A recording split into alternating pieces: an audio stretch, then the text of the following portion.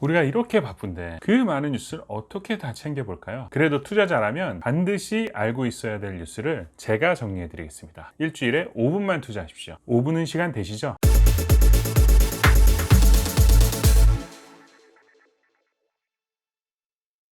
안녕하세요, 한동화입니다. 돈이 되는 주간 뉴스 빨리 시작해 보도록 하겠습니다. 10분 내로 마무리 지을 테니까 5분 내에 끝내시고 싶으신 분들은 2배속으로 봐주시기 바랍니다.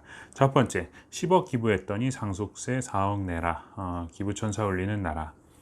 이 기사는 너무나 모르고 쓰는 기사인 것 같은데 이 내용은 상당히 중요하고 상속이나 절세 부분이 포함이 되어 있기 때문에 제가 이건 따로 영상을 한번 찍겠습니다. 찍어서 제가 나중에 좀 더 세밀하게 안내를 해드리도록 하고요. 일단은 기부에 과세를 하는 이유가 뭘까요? 사실상 엄밀히 따지면 기부에 과세를 하는 게 아니라 몰래 한 기부에 과세를 하는 거거든요.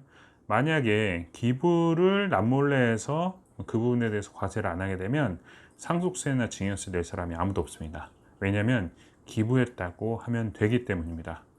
가장 대표적인 예로 종교단체 기부가 있어요. 그래서 종교단체도 과세를 하면 좋은 이유가 종교단체에 기부한 부분에 대해서 과세를 해서 자금을 양성화시키지 않으면 많은 사람들이 종교단체에 기부를 했다고 하고 종교단체는 기부금 영수증을 끊어주겠죠.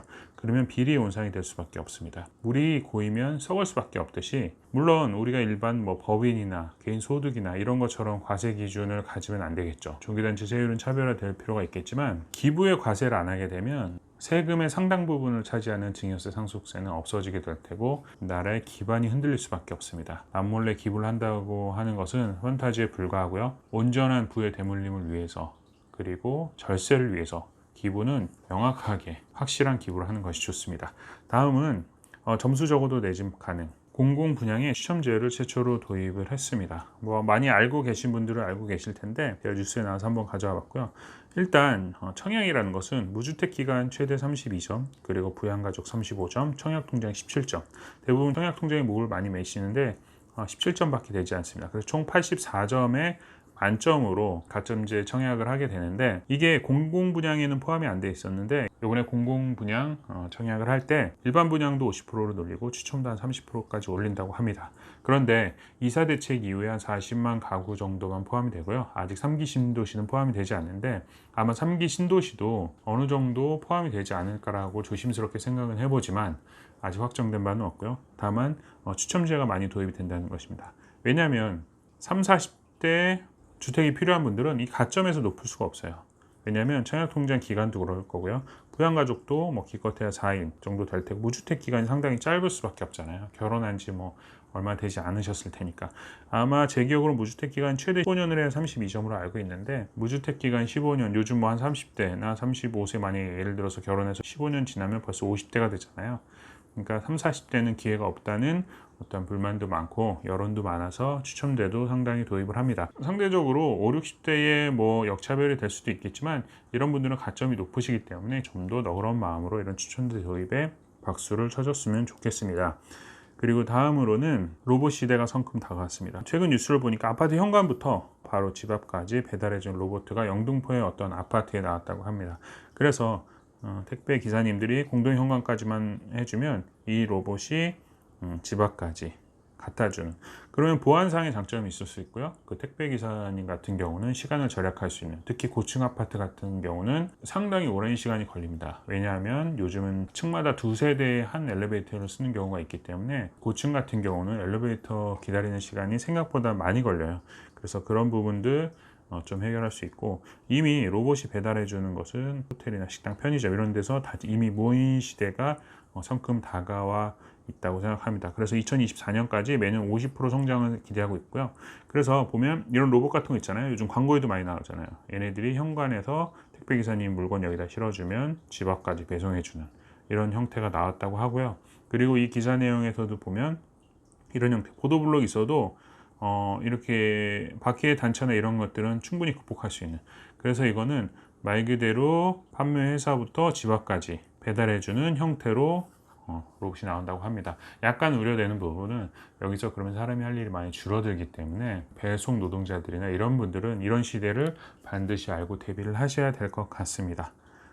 다음으로는 웃돈 줘도 사기 힘들어. 차값이 물가 폭등의 주범. 이거 미국 얘기인데요. 지난주에 제가 미국 인플레이션에 대해서 그리고 인건비, 즉 인건비 많이 줘도 일할 사람이 없는 부분에 대해서 얘기했는데 그러한 경제 흐름의 일환으로 차 한 대당 1만 달러, 약 한 1,000만 원, 7, 800에서 1,000만 원 가까이 프리미엄을 줘야 된다고 합니다. 그만큼 차가 없는 거죠.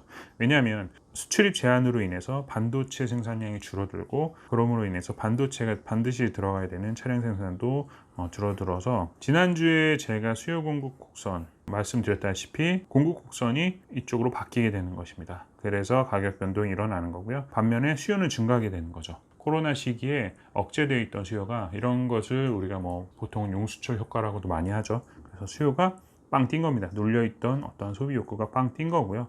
그래서 인플레이션의 시작이 되었다는 거. 돈도 많이 찍어내고 물건 생산량이나 이런 것들이 제한이 되고 하다 보니까 인플레이션 당연적으로 일어날 수밖에 없고요. 제가 말씀드리고 싶으면 그럼 우리는 어디에 투자를 해야 될까요? 네, 대상은 각자 선호하는 바가 있겠지만 실물 자산에 투자를 하셔야 됩니다. 그래서 인플레이션을 어느 정도 해지할 수 있는 그런 부분들을 활용을 하셨으면 좋겠고요. 다음으로는 LG에서 고위공무원 자녀 등 부정채용 의혹이 있습니다. 그래서 대상자가 고위공무원, 부장판사도 있고 서울대 교수. 그래서 GD 리스트라고 해가지고 단순합니다. 관리 대상자 리스트. 한글로 그냥 GD 리스트라고 해가지고 지금 1심 재판 선고가 원래 있었는데 아마 연기됐다고 합니다. 그런데 이 부정채용이라는 것 자체가 성적도 어떤 자격도 무관한 거기 때문에 거의 음서제도와 비슷한 형태의 그냥 비리라고 봅니다. 그래서 요즘 가장 젊은 청년들이 분노하는 것이 공정에 대한 거잖아요. 그런데 개인적인 생각은 공정보다 더 심각한 것은 사회 기반의 문제라고 생각합니다. 무슨 얘기냐면 일단 LG에 이런 자격이 안 되는 사람이 들어오면 이 기업 자체에도 부실해지는 것.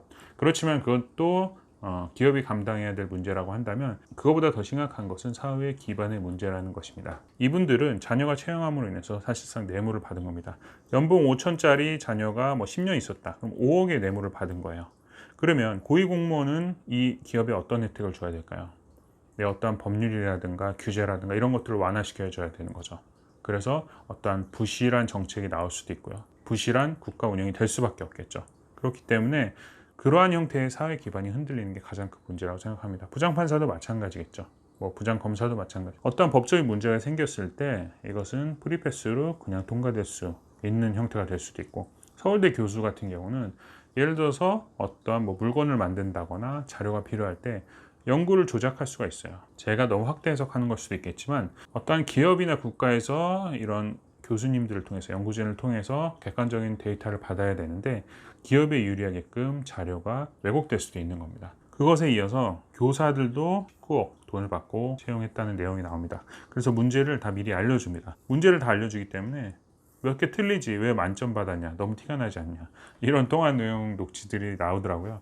그만큼 선생님들을 정말 돈 받고 뽑는다는 거죠. 물론 어느 정도 수준이 되는 사람들 중에 뽑았겠지만 분명히 비리는 비리고 우리 선생님들 선발 과정이 이렇게 되면 우리 애들은 어떻게 될까? 저도 이런 기사를 보고 제가 성인이 돼서 생각을 해보니까 저도 고등학교 때 수학 선생님 같은 경우 만약에 답안지를 안 가져오잖아요. 그러면 그날 수업을 쉬었던 기억이 있어요. 차라리 학교에서 어떤 수익금을 빼돌렸다면 그것은 어느 정도 이해되지만 선생님을 선발하는 과정에서 이런 돈으로 채용되는 이런 형태가 나타난다는 것은 상당히 심각한 문제라고 생각을 합니다.